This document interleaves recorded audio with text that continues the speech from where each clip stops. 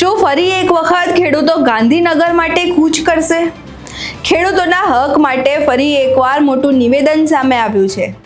ખેડૂત પુત્ર મયુરે એક વિડીયો જાહેર કરીને ગુજરાતના તમામ ખેડૂતો પાસે માફી માંગી છે, પરંતુ સાથે જ સરકારને સીધી ચેતવણી પણ આપી છે. મયુરનું કહેવું છે કે હવે માત્ર વળતરથી વાત નહીં ચાલે, પરંતુ ખેડૂતોના આત્મસન્માનની લડાઈ લડવાનો પણ સમય આવી ગયો છે. તેમણે મુખ્યમંત્રીને પત્ર લખીને રજૂઆત પણ કરી હતી કે બ્રિટિશ સમયથી ચાલતો કાયદો હવે બંધ કરવાનો વારો આવી ગયો છે. આખી ઘટના શું છે તેના વિશે વિગતે ચર્ચા કરીશું. નમસ્કાર, આપ જોઈ રહ્યા છો ચક્રવાત ન્યૂઝ. હું આપની સાથે વંશિકા.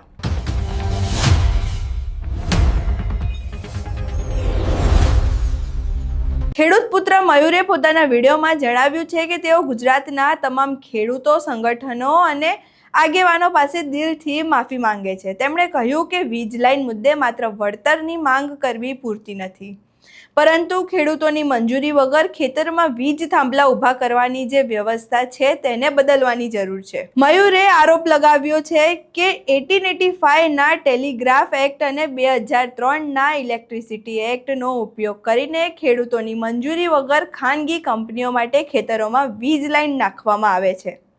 અહીં પહેલા તેમનો એ વિડીયો જોઈએ. હું માફી માંગુ છું ગુજરાતના તમામ ખેડૂતોની, સંગઠનોની અને આગેવાનોની, કેમ કે હું વીજ લાઇન મુદ્દે તમારી જે માંગણી છે તેનાથી અસહમત છું.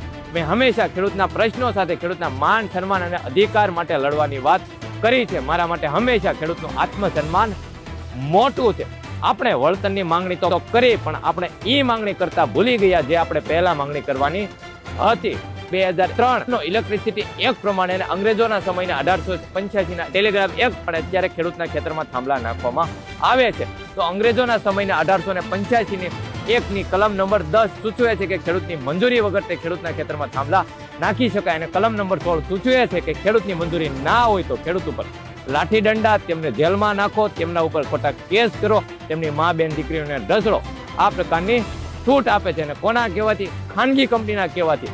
જો ગુજરાતમાં આ સમયે પણ અંગ્રેજોના સમયના કાયદાનો ઉપયોગ કરી ખાનગી કંપનીના ફાયદા માટે વીજ થાંભલા નખાતા હોય તો પહેલા તો આ કાયદા ઉપર રોક લગાવવી પડે.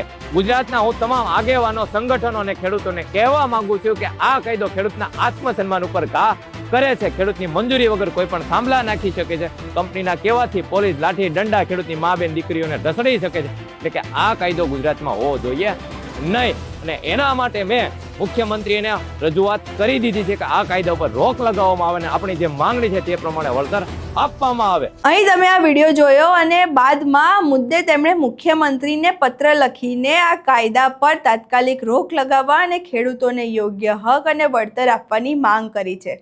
અહીં તમે બાજુની સ્ક્રીનમાં તમે પત્ર જોઈ શકો છો, જેમાં તેમણે મુખ્યમંત્રીને માંગ કરી છે. હવે જોવાનું એ રહેશે કે ખેડૂત પુત્ર મયુરની આ રજૂઆત અને ચેતવણી બાદ સરકાર શું નિર્ણય લે છે. ખેડૂતોની માંગણીઓ સ્વીકારવામાં આવશે કે પછી આંદોલન ફરી એકવાર ગાંધીનગર સુધી પહોંચશે? આની પહેલા પણ ખેડૂતોએ આંદોલન કર્યો હતો, તેમને ગાંધીનગર સુધી પહોંચવા દેવામાં નહોતા આવ્યા. વચ્ચે જ આ આંદોલનને રોકી દેવામાં આવ્યો હતો અને આ બાબતે ખેડૂતો ખૂબ જ રોષે ભરાયા હતા. અને ફરી એક વખત હવે સરકાર સામે ચીમકી ઉઠી છે કે જો માંગણીઓ સ્વીકારવામાં નહીં આવે તો તેઓ ફરી એકવાર ગાંધીનગર સુધી કૂચ કરશે. તો હવે જોવાનું રહેશે કે સરકાર આ પગલે શું એક્શન લે છે અને શું પગલાં ભરે છે. અહીં તમે આખી ઘટના સાંભળી. આ ઘટનાને લઈને તમારા શું મંતવ્યો છે અમને કમેન્ટ બોક્સમાં જરૂરથી જણાવજો. અમારો વિડીયો પસંદ આવ્યો હોય તો વિડીયોને લાઇક કરો, શેર કરો અને અમારી ચેનલને સબસ્ક્રાઇબ કરવાનું ભૂલશો નહીં. નમસ્કાર.